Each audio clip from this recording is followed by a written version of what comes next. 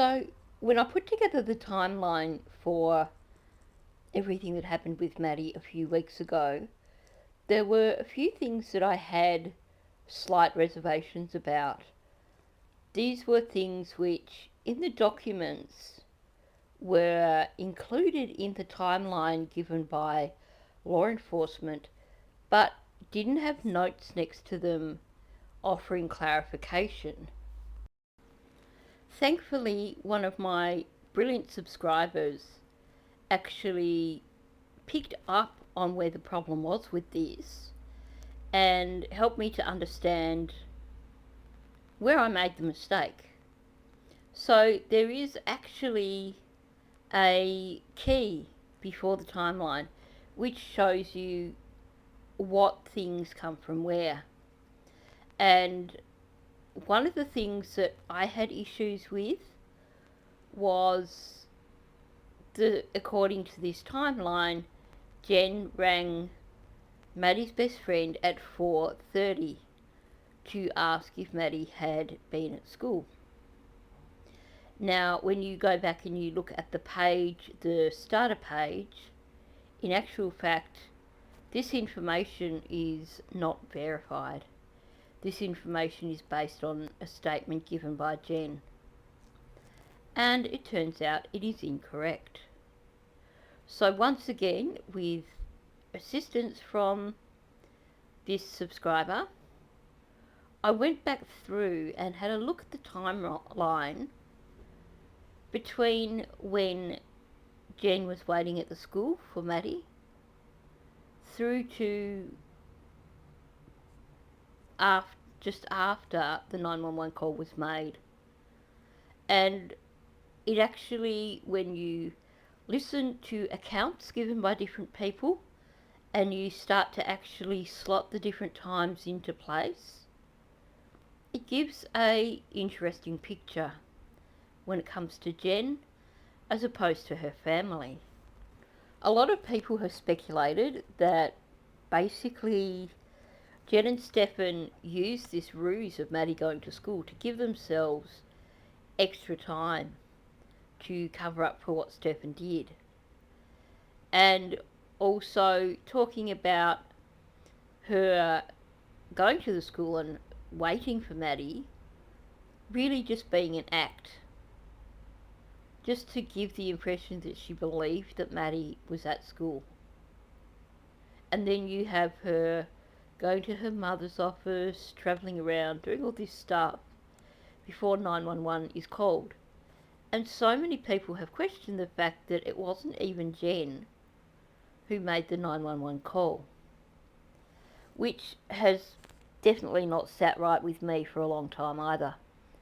So, looking at this timeline, I think that my takeaway from this is that Jen's family were perhaps far more concerned over Maddie not having come out of school, not having turned up at her grandmother's office or any of that stuff. It seems that they were far more concerned than Jen over this. And that Jen was perhaps still trying to buy more time before making that 911 phone call. So I want to go through a number of videos which point to that very thing and which show that it appears that the 911 call made by Letitia occurred before Jen had done much of anything. What does that tell me about Jen? It tells me that she was extremely unconcerned over the fact that her daughter was missing.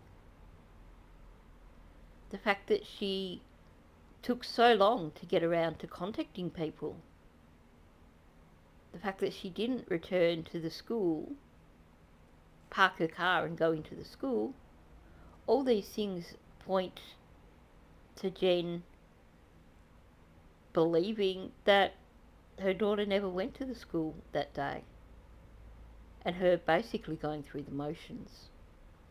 So I'm going to go through these bits of audio and try and put all this together as a more solid timeline for us to see what happened when during that afternoon.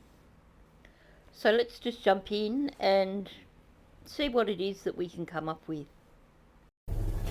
Now when you got there at 4, then what happened? I waited in the car line for about 10 minutes, and she never came out. So I thought maybe I missed her. I couldn't remember if I told her I was picking her up from school that day or if she had to walk to the office. Okay. So I went to the office to see if she made it. She never did. I drove around a little bit.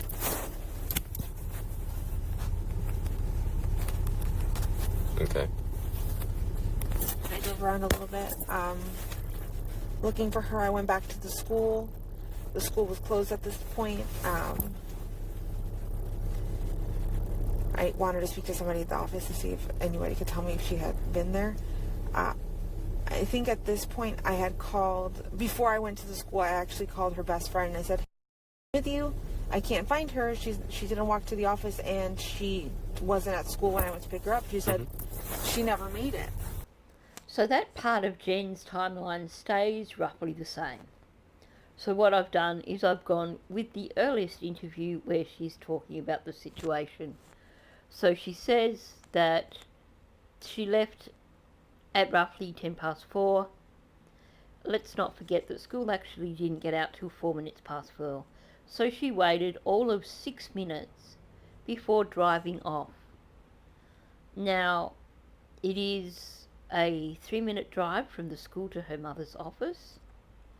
And as I showed in the timeline that I did, you can see in the from the phone data that she did at 4:10 travel from the school to her mother's office. And then she did leave her mother's office again and drive around or park, or it's hard to tell because it is such close proximity that basically the map showing her movement of her phone makes it a little bit difficult to exactly pinpoint what she was doing in that period of time between about 4 and 4:43. But we know from her account and from other people's accounts that she did go to the office and then she did leave again. So from this account that she's given, she claims that she drove around a bit and then returned to the school, which was all locked up. And she claims that before returning to the school, she contacted Maddie's best friend to see if Maddie had been at school for the day. Well, that sort of fits with what we hear from Yolanda, but not quite. So we'll come back to that. But I'm not quite sure where this notion of 4:30 for contacting Maddie's friend comes from.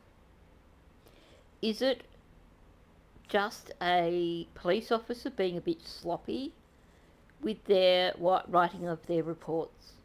Because I know that there are some reports that were written that when you compare them with actual audio interviews, you can see that the reports are a little bit sloppy. So I've not come across anything where Jen has specifically given 4:30 as a time. We've not seen Jen's phone records, so obviously we can't pinpoint an exact time for when she made that phone call to Maddie's best friend. But she actually did not make it at 4:30. And we'll see this from the interviews that we look at throughout this video. And then what color shirt and pants was she last seen wearing? Hold on, let me ask. Jen, what color shirt and, like, what was she last wearing? Hold on, we're finding out. Okay, so here we have the 911 call occurring. This was at 4:43 in the afternoon, with Letitia making the call. And what's important to note here is that we can also place Jen in the office at the same time. You hear Letitia asking Jen what Maddie was wearing, with, and it's worth noting here, the response essentially being she didn't know. Letitia goes back on the phone and says to the operator, we're just trying to find out what she was wearing, which of course shows that Jen was completely lying when she claims that the reason she knew what Maddie was wearing was because Maddie laid out her clothes the night before. Because at 4:43 in that afternoon, Jen didn't know what Maddie was wearing. It's only later that she supposedly knows what Maddie was wearing. And actually she didn't, because she claimed Maddie was wearing black shorts. Now that's just an aside that doesn't really fit in with this video, but I do like to point out these instances when Jen's lies become so apparent. But what is significant here is that we know that at the point in time when this 911 call was made, at 4:43, Jen was in the office. Okay, her mother and they're going to the school to double check and everything, but from what we know, she wasn't there, so they should be back soon too, because it's right next to the school. Yeah, that's fine. So if at least one of you remains there, though, to meet with an officer, that's more than fine, okay? Yeah, I'll be here. So here's why I pointed out the fact that Jen was at the office at the start of that 911 call. Because Letitia has just said that Jen and Yolanda are going to the school to see what they can find out. What she's saying here isn't that they are currently absent and on their way to the school, but that they are just about to go, clearly, or that maybe they are leaving as she is speaking.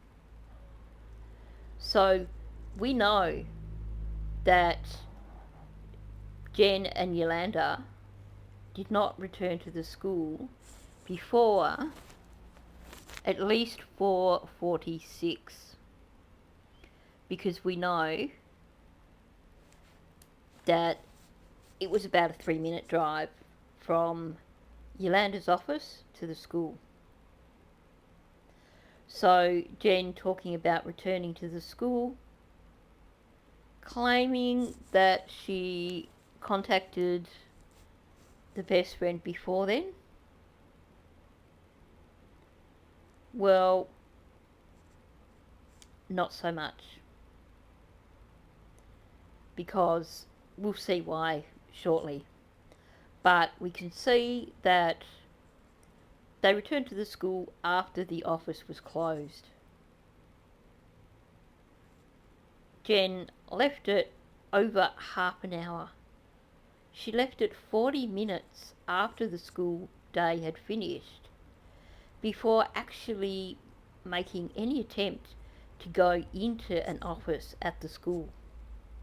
And I suspect that this is simply something that occurred at Yolanda's prompting.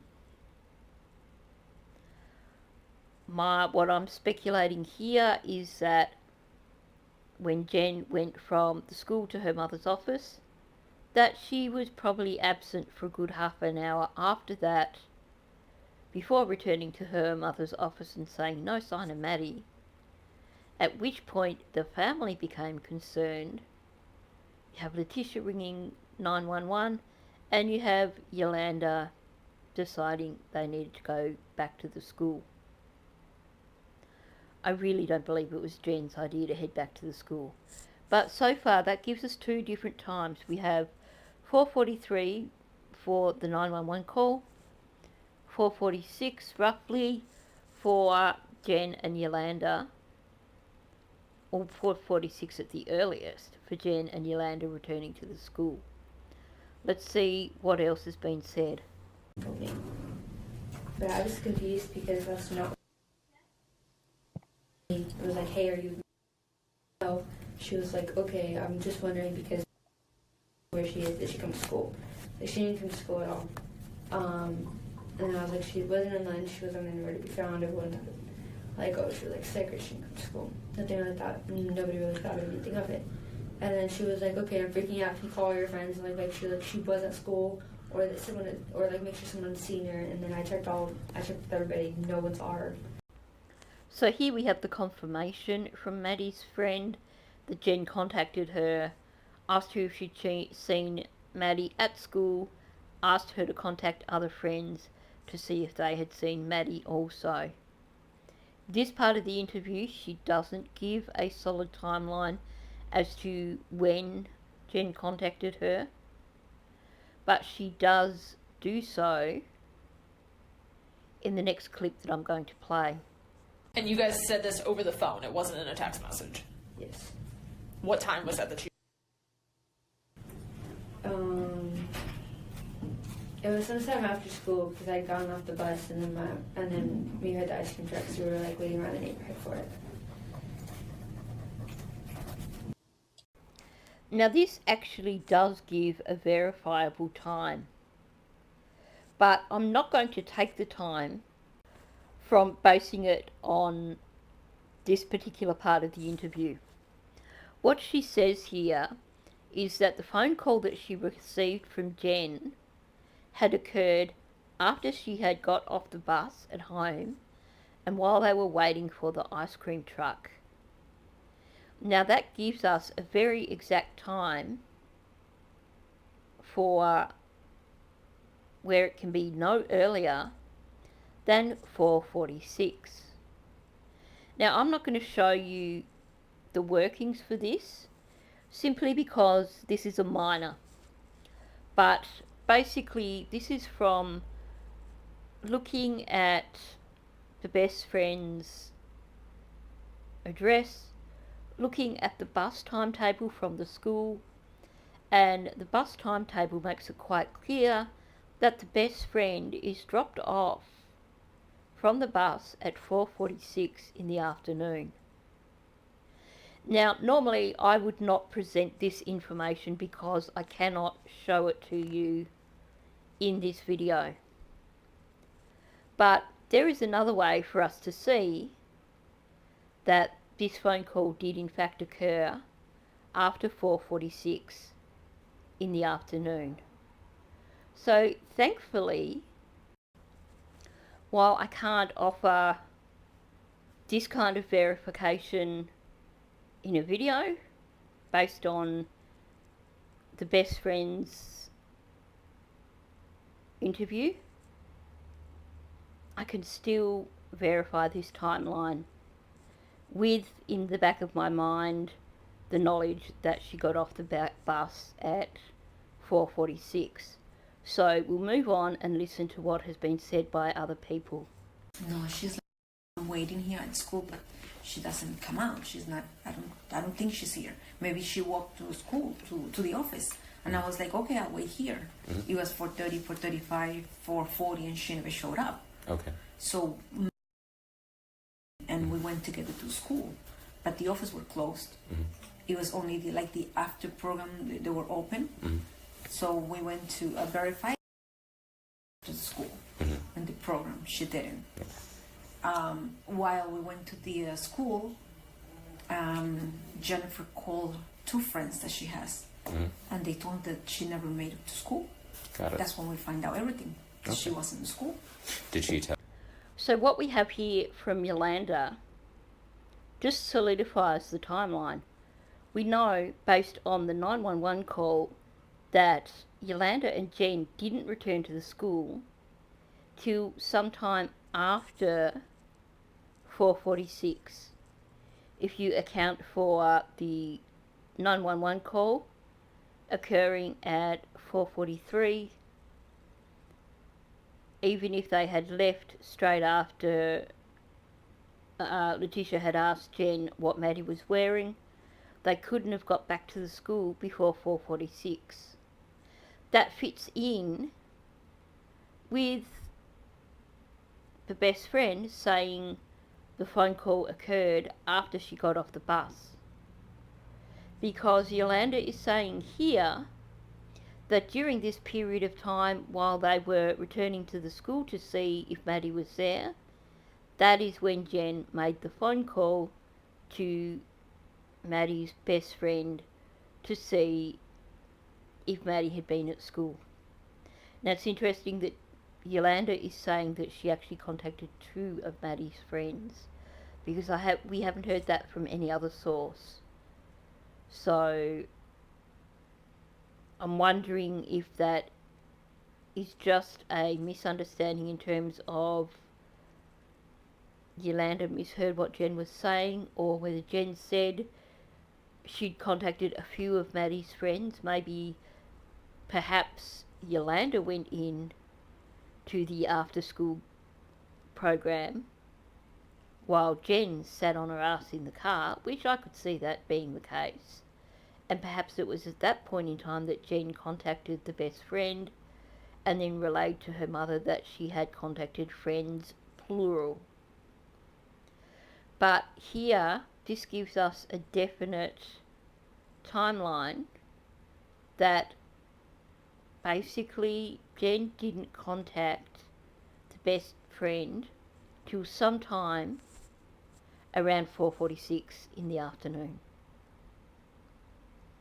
So let's move on.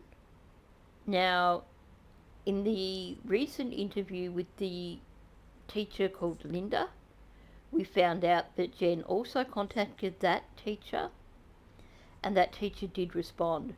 We haven't been given any timelines for that, but she did mention it as being in the evening.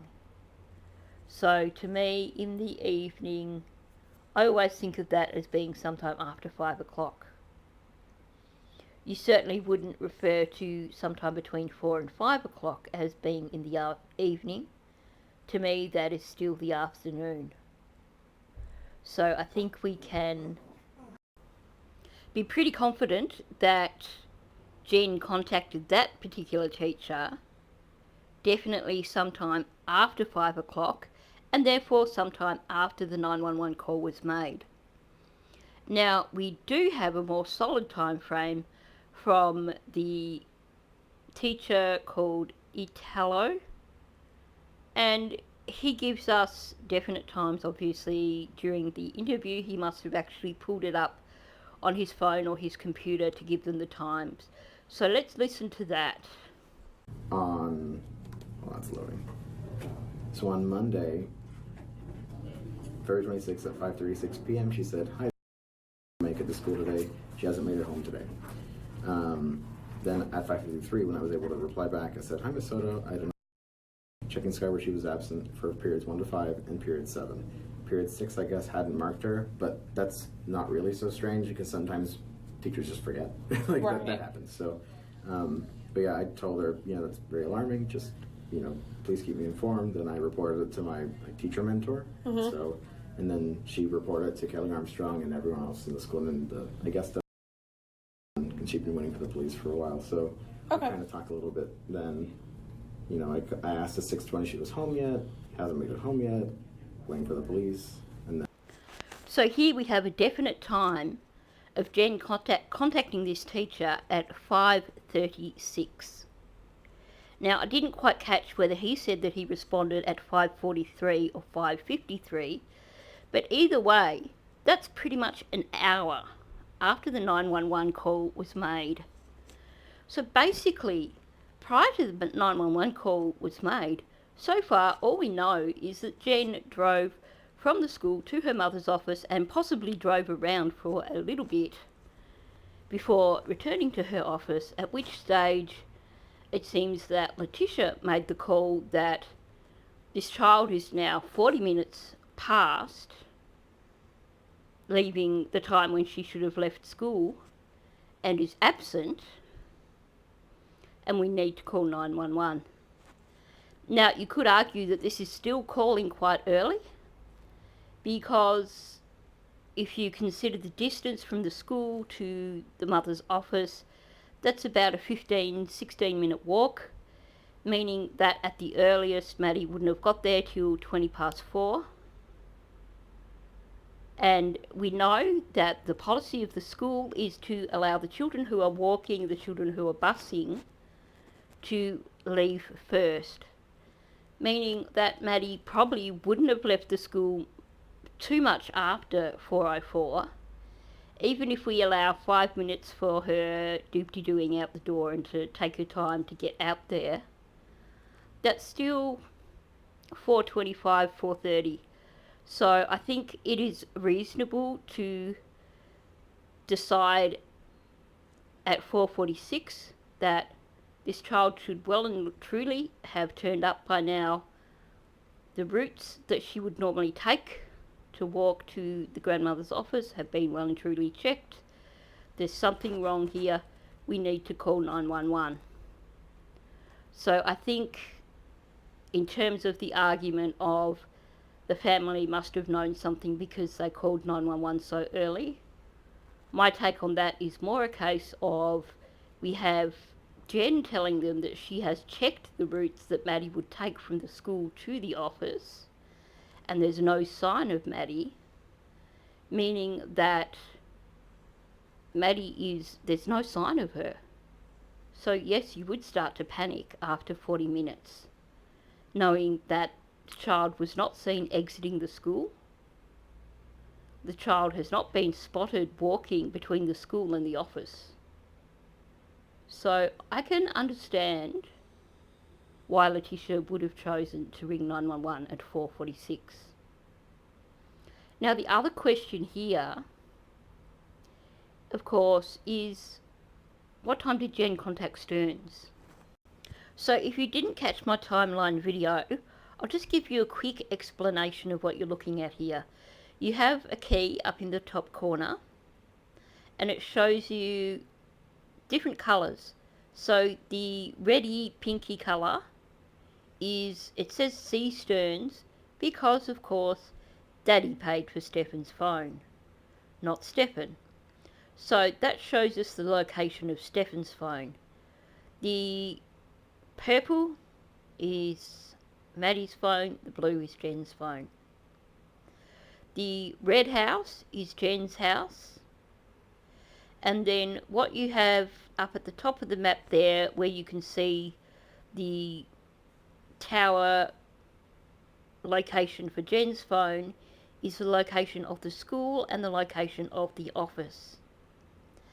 And what we can see here is that you have tower pings from 2 towers, which means that you can see quite clearly that at 4:44 in the afternoon, so this is 2 minutes before the 911 call, Stefan was at the apartments, not going anywhere. What they've done with these maps is they've shown maps that show when people were on the move and given a time frame of a particular time frame for them being on the move at that time. They also show maps like this, which shows when they are stationary, and I'll explain that a bit more in the next couple of slides. But we have Stefan here at the house at 4:44. Now, according to both Jen and Stefan's accounts, Jen rang Stefan and he went immediately to her mother's office.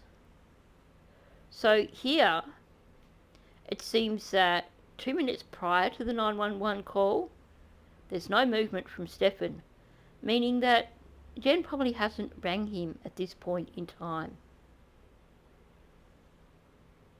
Maybe she rang him around the time of the 911 call. Maybe when Letitia said, "We're just finding out," Jen was perhaps on the phone to Stefan at the time. And I'll explain why I think that shortly.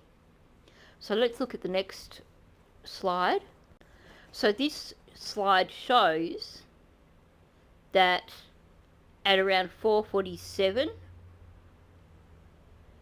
Stefan's phone is now moving between towers.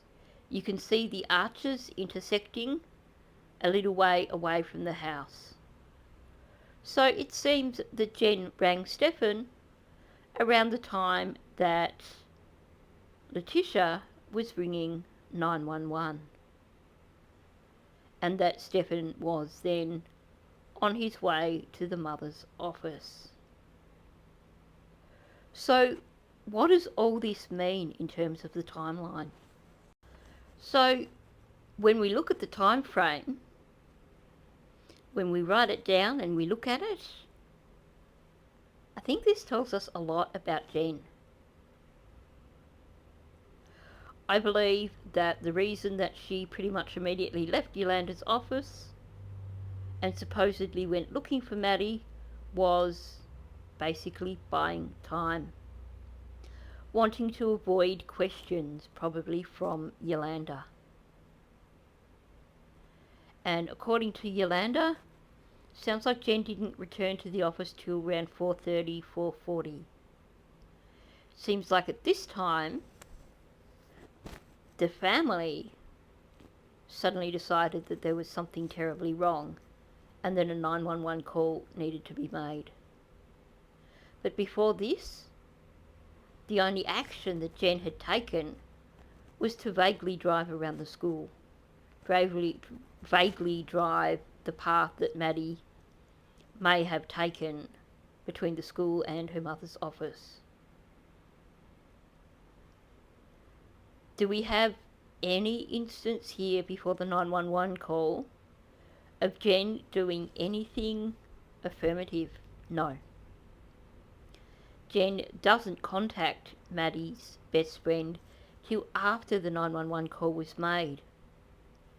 It appears that she did not contact Stearns till after the 911 call was made, if we are to go by both their accounts of her making the call and him booking it over to Yolanda's office. And she waited nearly 40 minutes before contacting teachers to ask for Maddie's attendance. I believe that these things that Jen did, these phone calls, the contacting the teacher, I believe she only did this for show, because it seems that her family were concerned. They were concerned enough to call 911. And I think at this point in time, Jen probably realised that she needed to make a show of being concerned also. So suddenly, when this 911 call is being made, that's when Jen decides to start making contact with people about Maddie. Were it me, at 4:10, before even leaving the school, that's when you would contact the office. Even if you were worried about wanting to move out of line, they have staff who call the kids up to the car line. Clearly those staff must have a radio or something where they contact the office and say, I have this tag number, can you call this child up? Jen clearly never approached any staff who were monitoring the car line. She did not try to phone the school at 4:10 and say, my daughter's not come out to the car line. She didn't try and park. Instead, after waiting 6 minutes, she leaves the school and heads straight to her mother's office. She then supposedly goes looking along the route that Maddie would take. But it hasn't occurred to her to ring the last person who saw her daughter, to ring Stefan and say, where exactly did you drop her off? where did you see her go? Where in this timeline do we have Jen returning to the location where Stefan supposedly dropped Maddie off? We don't. Obviously, Stefan's not going to stop on the way to the office to check the location where he supposedly dropped Maddie off, because he knows he didn't drop her off. But never once in this period of time has Jen truly shown any concern for the location, the whereabouts of her daughter. To me, it seems like Jen was trying to buy time, and that she only started taking solid action after her family decided there was a problem, after the 911 call was made. Because, of course, once that 911 call is made, you know you're going to have law enforcement turning up and asking, what have you done as the parent of the child? So this goes back to my argument that Jen is actually quite manipulative and quite calculating. And I think she realised that once police turned up, she needed to have a fairly convincing story to make it sound like she was the concerned mother. To achieve that, she probably needed to look like she was doing more than just driving between the school and the office, when she hasn't even bothered to call the person that supposedly dropped her daughter off at school. It's only after the 911 call that she bothers to try and verify that her daughter was even at school. That says a lot to me about Jen's state of mind. I don't believe Jen was concerned about whether or not her daughter was at school, because I believe that she knew her daughter was not at school. I don't believe that 4:46 is too early for the family to ring 911, and I don't believe that it shows anything in terms of them having any knowledge of what had truly occurred. I think perhaps Jen's family are probably aware of how much of a complete utter waste of space she is, and perhaps they realise that Jen was doing very little and someone needed to do something proactive. And so this is where you have Letitia stepping in and calling 911. So I don't believe that the time frame does reflect poorly on the family in any way. To me, it simply shows that Jen was stalling for time, and that these phone calls that Jen made were only done so after the alarm bell was rang by family members, because then she suddenly realised that she needed to step up her act and appear to be the concerned parent and have answers for the police. Because you can bet your bottom dollar that she would have realised that when the police turned up, they would want to know, did Maddie go to school? And if she's there going, I'm not so sure, my boyfriend dropped her off, but other than that I've got no idea, that straight away they would be looking at her and Stefan. So naturally it was important then and there, as soon as the 911 call was made, for her to start lining her ducks up, basically, having stories to back up her own story. I think this was all very well calculated. Obviously, not something that could be proven in a court of law, but to me it certainly paints Jen in a bad light. So I'll leave it at there. I'd love to hear your thoughts on this.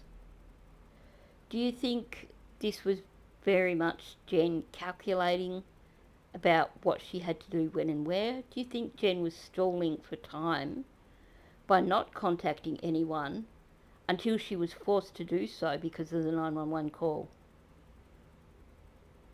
Is it possible that Jen knew that Stefan was still doing things back at the apartment and that she was stalling to allow him time to finish whatever it was he needed to do, including another dumpster run? Just putting that out there, and I'd be interested to hear your thoughts on that. So, thanks for listening. If you are new to my channel, please subscribe.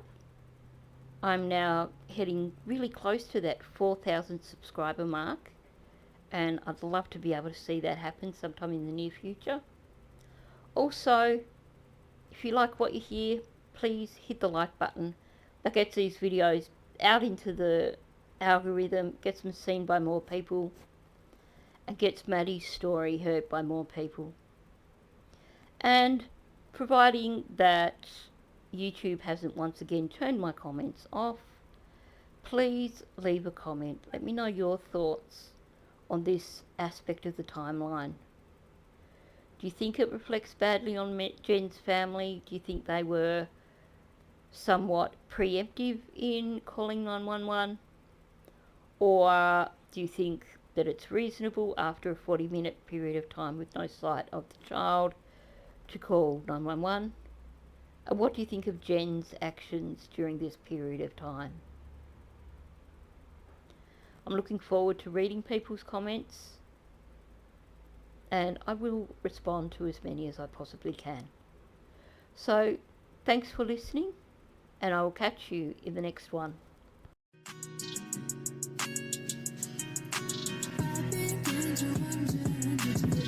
Give a fuck about